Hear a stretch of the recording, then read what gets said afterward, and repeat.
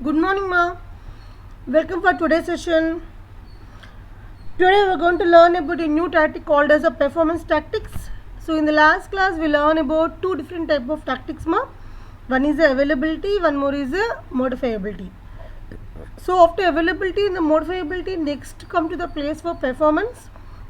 The performance quality attribute plays a vital role in our total software architecture. See, it is a one which can say your architecture is performing well in terms of time, right?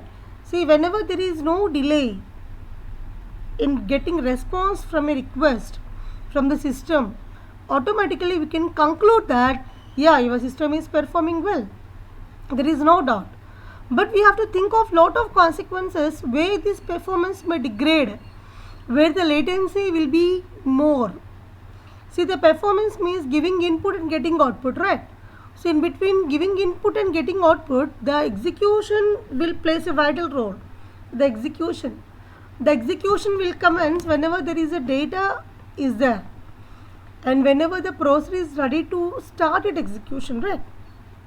If we able to observe, the availability of the data without any problem, okay, so that the processor can able to execute its instructions without any blocking time, automatically we can say that there is a good performance. Means whenever there is a blocking, means either the processor is waiting for the resource, or there is an ambiguity or any clashes with your given data, right? Both we have to check, right, ma? See, performance tactics control the time within the response is generated. Goal of performance tactics is shown below. So this is the main pictorial representation to show the main theme of this performance tactics, ma. First, events arrive. A number of events has been arrived. Here the response generated within time constraints is very important to us. So in between these events arrival and the response time generating, we have to include a lot of tactics here. For what? To control performance only, right? This tactics is to control performance, means we have to check it how to data have to be available throughout the system execution. So we learn the tactics, the availability of data in the availability tactics, right? So after that, how to sequence these events in a perfect manner so that there is no clashes in the midway, or there is no blocking concept for the processing, right? So after an event arrives, the system is processing on. So whenever event arrives, the system is going to be processing on, or the processing is going to be blocked. The two consequences will be arrive. Two consequences will be there always. So this leads to two basic contributions. What are those? Either system is able to consume the resource, means it is using the resources, or it is going to be blocking. Right? For performance, we have to check these two, whether the resources are going to be used by the system or not, whether system is in a blocked type. We have to check both. See, what is the resource consumption, which we already conveyed here. A message is generated by one component and is placed on the network. Of course, one is going to be request for some service, and it is going to be arriving to the component. If that is so each of these phases contributes to the overall latency of the processing of that event. Means one is requesting for a service and the service has been satisfied by using a processor. It means so that your request has been serviced and there is no ambiguity in the problem. Here, whenever request has been arrived and whenever there is a latency, means whenever there is a waiting time for that to process, then latency will occur, latency will introduce here.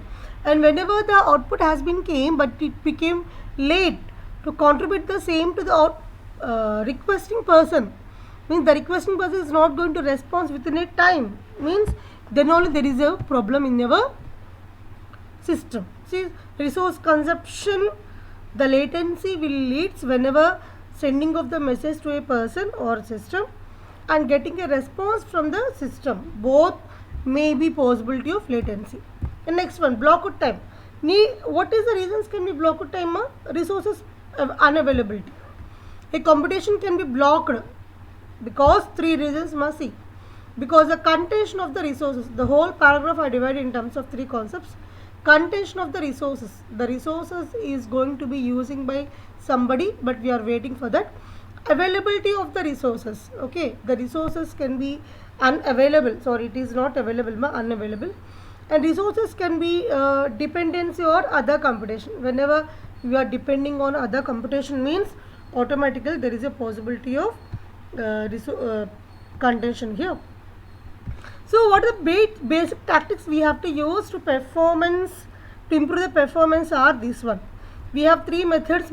We have to check what is the resource demand, okay, and how to manage these resources, and how the arbitration means how one resource can be allotted to one processing so that our latency can be reduced. For example, one resource wants 3 hours of execution, but another resource wants only 2 minutes of execution. So with whom you give priority? I will give priority for the 2 minutes first, later to 3 hours, okay, because the 2 minutes is we can stop waiting for more time, right? So that we have to manage, that is called as a resource arbitration. We will see. The three tactics categories for performance quality attributes are the resource demand, resource management, and resource arbitration. The first one is the resource demand. What it is?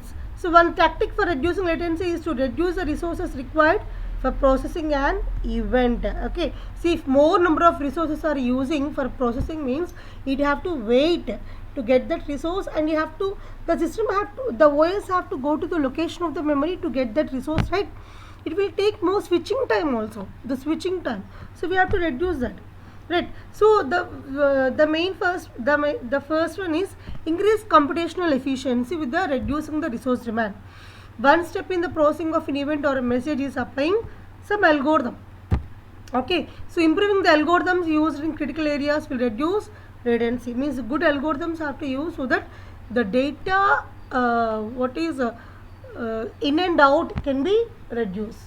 Okay. Next, these tactics usually apply to the processor but also effective when applied to other resources such as disks. So that the resources which we need, if we are able to take in one time, okay, one time. See, one step in the processing of an event will reduce, but will reduce the latency, right now. No, reduce computational overhead. Computational overhead means going data, getting data. It's computation reduce. So computation problem. If there is no request for a resource, processing needs are reduced. Automatically we can improve the performance. Means see, whenever there is an intermediate between these resources, we have to satisfy those intermediates also. The intermediates have to wait for the first one and the second one, go on. Okay, we have to remove like this intermediate processes, and we have to go on with the smooth events. Okay, next, another tactic for reducing latency is to reduce the number of events processor. Less number of events have to be processed, right? One is manage event rate. So how many events are coming in what time, either in 1 minute or 2 minutes of time each event is arriving, we have to manage that. Okay, see, so that reduce the sampling frequency at which the environmental variables are monitoring demand can be reduced. Control frequency of sampling, verifying the sampling means getting the data each interval of time, that also will control the latency. So other tactics for reducing or managing demand involve controlling the uses of resources. We have to use a less number of resources. Bound execution times means we have to put a resource, a limit, so that it can be used by one processor for some time, but not for longer time by only single processor. If it is going to use by one processor only for throughout the clock, then what about the other processors which we need this resource? So we have to put some end for using of this resource for more time. Yes, place a limit on how much time is used to respond to any event. Sometimes this makes sense and sometimes it does not. Okay, so bound queue sizes. So what is the queue size for your bound limits? Means the less time resources can be put in a queue, first come first serve. The next little bit more one which we need more time is going to put another queue, right now. This resource management, how to control the resources management is very very important. If you are able to manage the resources, means all resources should be available to all the processes all the time, okay, and on time also. If that is the case, we can reduce the latency. Introduce concurrency. Concurrency is doing multiple things at the same time, so that multiple resources are going to use by multiple processes, right? If requests can be processed in parallel, the block time can be reduced. Maintain multiple copies of either data or computations. Of course, good resource management. If multiple copies are there, any other resource also can take this replicas and use by them. Clients and the client server patterns are replicas of the computation. The purpose of replicas is to reduce the contention that would occur if all the computation took place on a central server. Yes, if all are processing by single server and it is not able to process all the applications in time, then what happens? So that multiple copies have to maintain and have to execute parallelly. Third one, increase available resources. If more number of resources are available, means any processor can execute any data at any time, right? So what are the resources we have to increase here is the processors, memory, networks, all have to improve. The last one is the resource arbitration. Resource arbitration means we have to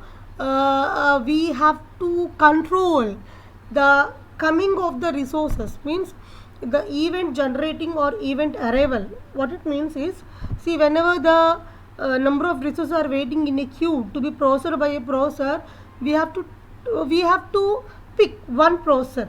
We have to pick one processor, which one, or decide a data by which the processor can able to execute.